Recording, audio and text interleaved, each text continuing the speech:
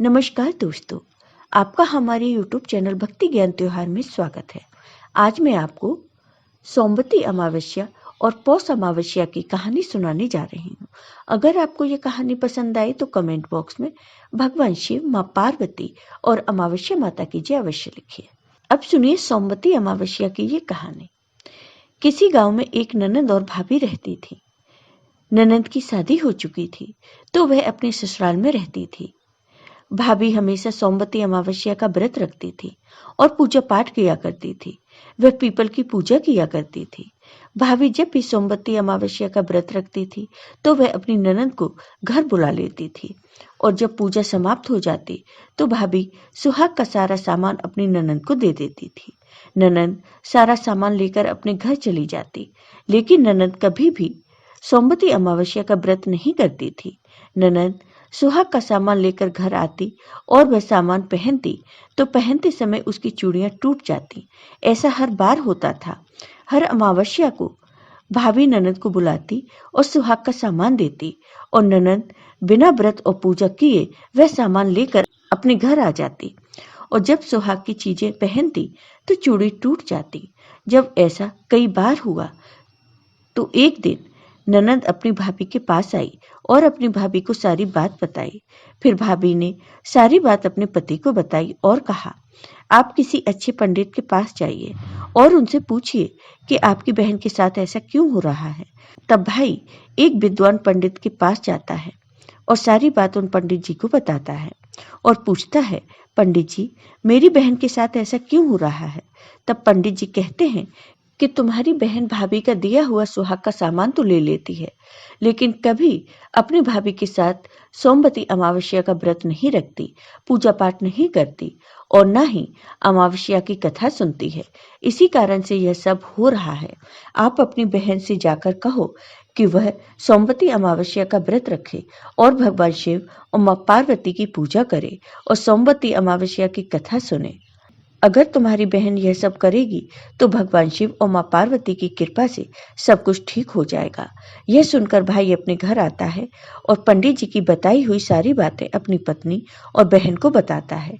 तब बहन को अपनी गलती पर पछतावा हुआ और उसने कहा, अब मैं भी अपनी भाभी के साथ सोमवती अमावस्या का व्रत किया करूंगी, पूजा पाठ किया करूंगी। फिर सोमवती अमावस्या आने पर ननद ने अपनी भाभी के साथ सोमवती अमावस्या का व्रत रखा, पूजा पाठ किया तथा कथा सुनी।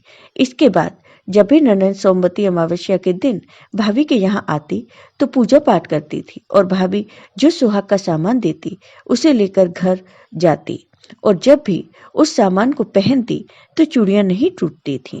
अब ननद और भाभी खुशी खुशी सोमवती अमावस्या का व्रत करती थी। जो भी सुहागिन स्त्रियां सोमवती अमावस्या का व्रत करती हैं, भगवान शिव और माँ पार्वती की पूजा करती हैं, उन्हें अखंड सौभाग्यवती होने का आशीर्वाद प्राप्त होता है।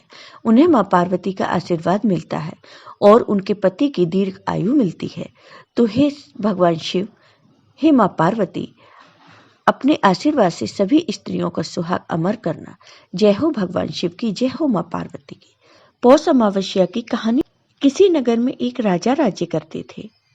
उनका परिवार तथा प्रजा सुखी पूर्वक अपना जीवन बिता रहे थे। राजा की रानी बहुत ही धार्मिक विचारों की थी और पूजा पाठ भी करती थी। रानी अपने पति से बहुत प्यार करती थी। राजा के महल के सामने ही एक साहूकार की हवेली थी, तो रानी और साहूकारनी अक्सर मिलती रहती थी और वो दोनों धीरे धीरे पक्की सहेली बन गईं। रानी अपनी प्रजा से बहुत प्रेम करती थी। एक दिन की बात है, साहूकार के घर से रोने की आवाज आ रही थी। साहूकारनी बहुत जोर जोर से रो रही थी। जब रानी ने साहूकारनी के रोने की आवाज सुनी तो रानी ने राजा से पूछा, हे महाराज, यह रोने की आवाज कहाँ से आ रही है और जो भी रो रहा है वह क्यों रो रहा है। तब राजा ने रानी को बताया कि रानी, साहूकार का पुत्र मर गया तो उसकी माँ यानी साहूकारनी बहुत दुखी है और अपने पुत्र की मृत्यु के कारण वह रो रही है। तब रानी ने राजा से पूछा, हे महाराज, ये दुख क्या होता है। तब राजा ने कहा कि उनका बेटा मर गया है, इसलिए दोनों दुखी हैं। रानी ने फिर कहा, महाराज, लेकिन दुख होता क्या है। मैं समझ नहीं पा रही हूँ। तब राजा ने सोचा, ये अब रानी को कैसे समझाऊं? दुख क्या होता है? तब राजा ने रानी से कहा, रानी, जब तुम्हारे पुत्र की मृत्यु हो जाएगी तब तुम्हें पता चलेगा कि दुख क्या होता है। अपने बेटे को मार दो, तब पता लग जाएगा। तब रानी ने राजा की बात मानकर वैसा ही किया और रानी ने महल की छत से अपने बेटे को नीचे फेंक दिया। लेकिन भगवान की कृपा से बेटा किसी ढेर पर जाकर गिरा और उसे खरोंच तक नहीं आई। फिर रानी अपने बेटे को देखने नीचे आई तो उन्होंने देखा कि उनका बेटा तो सामने से आ रहा है। अपने बेटे को देखकर राजा को भी बहुत आश्चर्य हुआ कि इतने ऊपर से गिरने पर भी उसके बेटे को खरोंच तक नहीं आई। तब रानी ने राजा से फिर वही सवाल किया कि महाराज, दुख क्या होता है, बताइए ना। तब राजा ने कहा कि पड़ोसी राजा के सैनिक युद्ध कर रहे हैं और मैं अकेले ही उनसे लड़ने जाऊंगा, और जब मेरी मृत्यु का समाचार तुम्हें मिलेगा तब तुम्हें दुख का एहसास हो जाएगा। तब राजा ने युद्ध के लिए प्रस्थान किया, लेकिन भगवान और अमावस मां की कृपा से राजा जीत गया और अपने महल वापस आ गया। अब राजा भी सोच में पड़ गए कि आखिर क्या कारण है, मैं रानी को क्यों नहीं समझा पा रहा कि दुख क्या होता है। तब राजा ने रानी को बुलाया और रानी से कहा कि रानी, हम गंगा यात्रा के लिए जाएंगे, तुम तैयारी कर लो और तब मैं वहां जाकर गंगा में डूब जाऊंगा और तुम्हें एहसास हो जाएगा कि दुख क्या होता है। फिर रानी ने गंगा यात्रा की तैयारी शुरू कर दी और आवश्यकता का सामान तथा भोजन भी रख लिया। इधर कैलाश पर भगवान शिव ने मां सती से कहा कि सती, मैं कलयुग में तुम्हें सुखी आत्मा के दर्शन कराऊंगा। तब भगवान शिव ने बकरे का और मां पार्वती ने बकरी का रूप धारण किया और वे दोनों एक बावड़ी के पास घास चरने लगे। इतने में राजा रानी की सवारी वहां आ गई। जब रानी ने सुंदर बावड़ी और छाया को देखा तो राजा से कहा कि हम यही जलपान और विश्राम करेंगे, फिर आगे बढ़ेंगे। फिर राजा रानी ने वहां जलपान किया, फिर विश्राम किया और फिर कुछ देर बाद राजा पानी लेने के लिए बावड़ी में चला गया। बकरी का रूप धारण किए हुए मां पार्वती ने भगवान शिव से कहा, इस रानी को दुख का एहसास क्यों नहीं हो रहा है?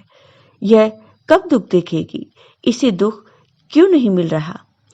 रानी ने बकरा बकरी को उसी की भाषा में बोलते हुए देखा। रानी ने सुना कि भगवान शिव मां पार्वती से कह रहे थे कि इस रानी ने अमावस का व्रत किया था, इसलिए इस जन्म में यह रानी बनी और सुख का आनंद ले रही है। राजा गंगा में कूदने पर भी नहीं मरेगा। रानी ने भगवान शिव और मां पार्वती की बातें सुन ली। फिर जब राजा पानी लेकर आए तो रानी ने भगवान शिव और मां पार्वती के बीच हुई सारी बात राजा को बता दी। फिर दोनों राजा रानी अपने महल वापस आ गए। फिर राजा ने अपने राज्य में घोषणा करवा दी कि सब कोई अमावस का व्रत करे। राजा खुद भी अमावस की पूजा करते थे और रानी की बातें सुनकर भगवान पर उनका विश्वास और बढ़ गया और राजा रानी मिलकर अमावस का व्रत और पूजन करने लगे। जय हो अमावस माता की। आपको ये वीडियो पसंद आया हो तो कमेंट बॉक्स में कमेंट करके जरूर बताइए। साथ ही मेरे वीडियो को ज़्यादा से ज़्यादा शेयर करिए। धन्यवाद दोस्तों। आपको ये वीडियो पसंद आया हो तो कमेंट बॉक्स में कमेंट करके जरूर बताइए। साथ ही मेरे वीडियो को ज़्यादा से ज़्यादा शेयर करिए। धन्यवाद दोस्तों।